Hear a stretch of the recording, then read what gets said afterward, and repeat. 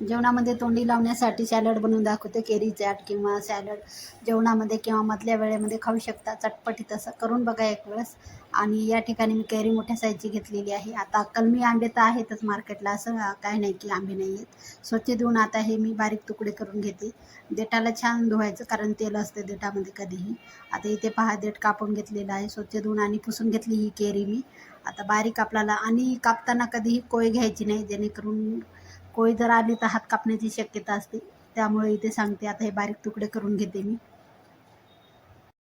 ही carry आंबटच आहे, त्याच्यामुळे मी लिंबाचा यामध्ये काही वापर करणार नाही. आता इथे आवडीप्रमाणे केरी ठेवा. आता हे असे बारीक तुकडे करून घेते मी. आणि चाट आणि सॅलड म्हणूनही खाऊ शकता तुम्ही जेवणामध्ये, एकदा बघा करून. आता इथे झालेले आहे, बारीक असे तुकडे करून घेतले मी.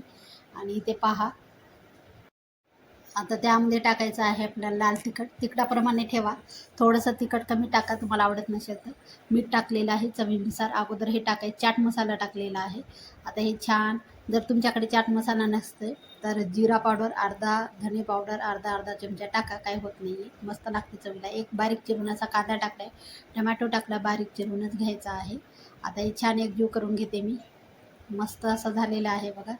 आणि केरीला पूर्ण लागलेला आहे. टमाटा कांद्याचं पाणी सुटते, त्याच्यामुळे लिंबाचा वापर केलेला नाही. आणि केरी आंबट आहे, त्याच्यामुळं गरज पडत नाही लिंबाची. तुम्हाला कोथिंबीर बारीक चिरून टाकायची, टाकू शकता. आणि मस्त असं सॅलड तयार.